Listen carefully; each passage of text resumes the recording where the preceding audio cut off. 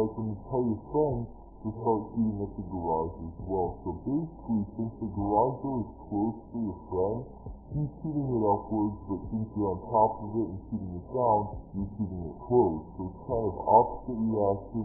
It makes you go flying. But the easiest way to kind of explain it is to shoot the garage door at the same time. So you tell your friend to shoot it while you're shooting it in a glitch could work. Just mess around, try different things, and you guys will get different outcomes. Maybe try shooting